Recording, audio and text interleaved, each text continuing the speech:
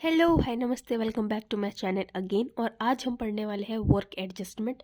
उससे पहले मैं अपना चैनल का बता देती हूँ कि अभी तक बहुत सारे प्लेलिस्ट चल रहे हैं हमारे यहाँ, ठीक है। जैसे डेवलपमेंटल साइकोलॉजी हो गई, सोशल साइकोलॉजी हो गई, basic psychology, research methodology, positive psychology, memory, theoretical approaches, ठीक है, काउंसलिंग, काफ़ी सारे वीडियोस हमारे बन रखे हैं, ठीक है। पॉजिटिव साइकोलॉजी, साइकोलॉजिकल टेस्टिंग, इन सब पे जाके आप नॉलेज गेन कर सकते हैं।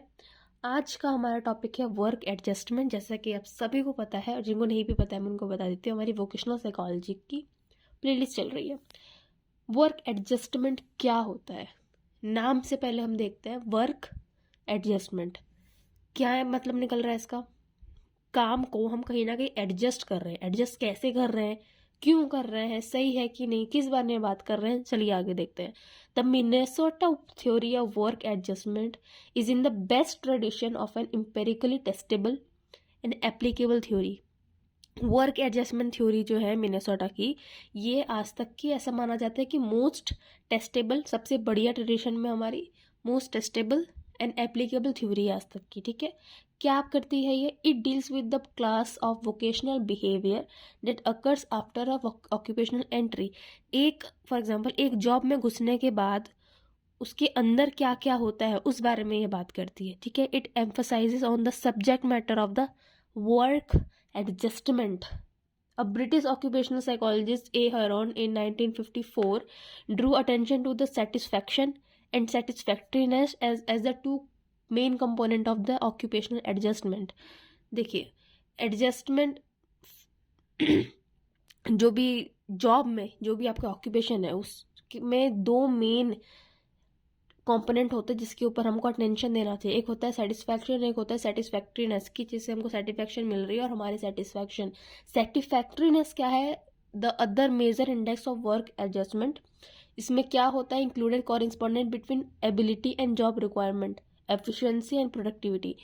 जो आप जिस जॉब में है, क्या आपका स्किल, आपका एबिलिटी, इंटरेस्ट उस जॉब के जो रिक्वायरमेंट है उससे मैच हो रहा है, कॉन्ग्रुएंस में है।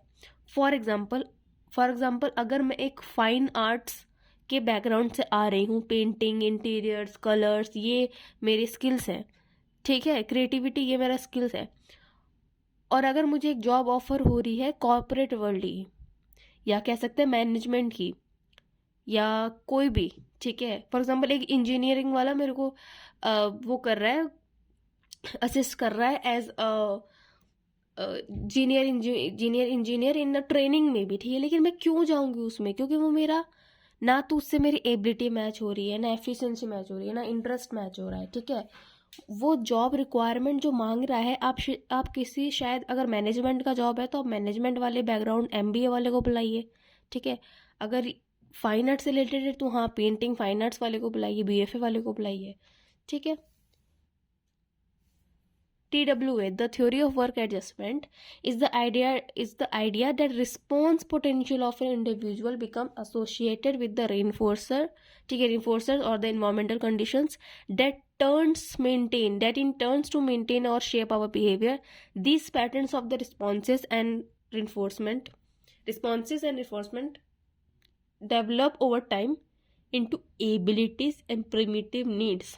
क्या मतलब है इसका? जो ये जो थ्योरी ऑफ वर्क एडजस्टमेंट है ना, ये एक आइडिया है कैसे जो इंडिविजुअल है उसका रिस्पॉन्स टूवर्ड विच, जो भी उनके इन्वायरमेंटल कंडीशंस है या जो भी इनको रीइंफोर्सर्स है, मतलब जो उनको आगे बढ़ा रहे हैं या कम कर रहे हैं, या ये जो भी इनके इन्वायरमेंटल कंडीशन है वो एक पर्सन के बिहेवियर को शेप करता है, बनाता है, मेंटेन करता है, बैलेंस करता है।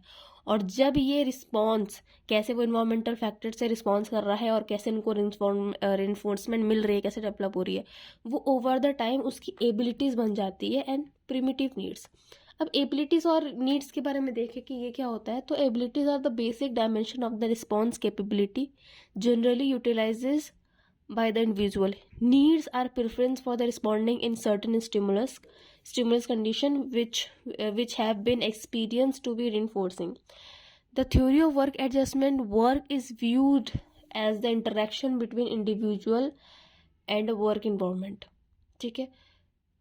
वर्क जो है थ्योरी ऑफ वर्क एडजस्टमेंट में वर्क को कैसा देखा जा रहा है कि जो भी उनका वर्क प्लेस है वो इन्वायरमेंट, ठीक है, और जो इंडिविजुअल है उन दोनों के बीच में जो अट्रैक्शन हो रहा है, जो भी इंटरेक्शन हो रहा है, काम हो रहा है, उसी को वर्क बोल रहे हैं। और यही जो वर्क कैसे वो एडजस्ट कर रहा है एक पर्सन अपने वर्क प्लेस की इन्वायरमेंट में, इसी थ्योरी को क्या बोला गया है, the theory of work adjustment.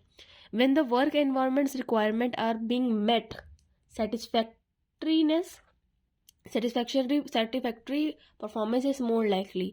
अच्छा, वही सेम वाली बात है, मैंने MBA किया है और मेरा स्किल मैनेजमेंट में है और मुझे उसी की जॉब ऑफर हो रही है, तो मतलब जॉब रिक्वायरमेंट से मेरा स्किल मैच हो रहा है, हेंस जो कंपनी है वो मेरे से सेटिस्फैक्ट्री रहेगी, मैं उससे सेटिस्फैक्ट्री रहूँगी, ठीक है। कंपनी अपने एम्प्लॉय से और एम्प्लॉय अपने काम से, हेंस वो अच्छे से काम करेगा, सेटिस्फैक्शन मिलेगा, उसका मेंटल फिजिकल हेल्थ, ठीक है, सोशल हेल्थ भी, ठीक है, वेलबींग उसका बहुत अच्छा रहेगा और हेंस उसका टेन्योर भी बढ़ेगा। इसी का एक मॉडल है, ठीक है, एक फिगर के रूप में मैं आपको आगे समझाऊंगी, उससे आपको क्लियर हो जाएगा कि ये सारी बातें अगर आपको अभी तक नहीं समझ में आ रही तो उस फिगर से समझ में आ जाएगा। खैर, the two primary indicators of the work adjustment are satisfaction and satisfactoriness, जैसे बात किया, हमारा सेटिस्फैक्शन और जो हम परफॉर्मेंस दे रहे हैं या महसूस कर रहे हैं, satisfactory performance, both of which are required for then ongoing work relationship that is tenure, ठीक है। जब इंसान को काम पसंद होता है और वो अच्छे से काम करता है तो उसका भविष्य अच्छा होता है, उस काम में वो अच्छी पोजीशन पे जाता है, उसको पोस्ट अच्छी मिलती है, उसकी सैलरी अच्छी होती है। अब जो थ्योरी ऑफ वर्क एडजस्टमेंट है, इसके कुछ सिंपली एंड मोस्ट इम्पॉर्टेंट कुछ प्रिंसिपल है, जैसे sophisticated simplicity, symmetry, emphasis on the structure and the change process, comprehensiveness, testability and measurement, generalizability, grounding in learning theory concept.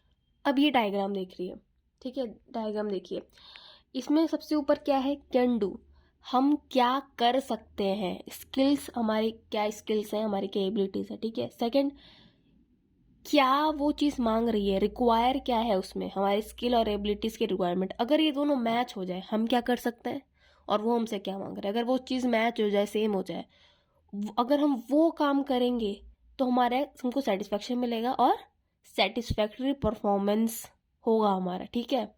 नीचे आ जाइए, चलिए 3 और 4 देखिए, हम जो करना चाहते हैं, हमारा जो इंटरेस्ट है, फॉर एग्जांपल मैं पेंटिंग करना चाहती हूँ और मुझे वही रेनफोर्समेंट, मतलब मुझे वही इन्वायरमेंट मिल गया, मुझे एक आर्ट स्टूडियो मिल गया, ये दोनों जब चीज़ मिलेगी तो मेरा वेलबींग अच्छा रहेगा, मुझे सेटिस्फैक्शन मिलेगा, वेलबींग अच्छा रहेगा। अगर सेटिस्फैक्शन वेलबींग है, ठीक है, और सेटिस्फैक्ट्री परफॉर्मेंस जो आपका हो रहा है, ये दोनों मिल जाए तो आपका क्या है, सेवंथ, क्या आपको गेन होता है और कंपनी को क्या गेन होता है, टेन्योर, ठीक है। आप जो करना चाहते हैं, कंपनी को जो चाहिए, आपके पास जो एबिलिटी है, आपको वैसा ही इन्वायरमेंट मिल गया, आपका social, mental and physical wellbeing है, आपको सेटिस्फेक्शन मिल रहा है, आपका एक अच्छा परफॉर्मेंस भी हो रहा है, ये सब अगर मिल जाए अच्छे से सिमेट्री में तो टेन्योर बढ़ेगा, ठीक है, सैलरी बढ़ेगी, पोस्ट बढ़ेगी। Okay, so that is all for this lecture. I hope आपको समझ में आया हो।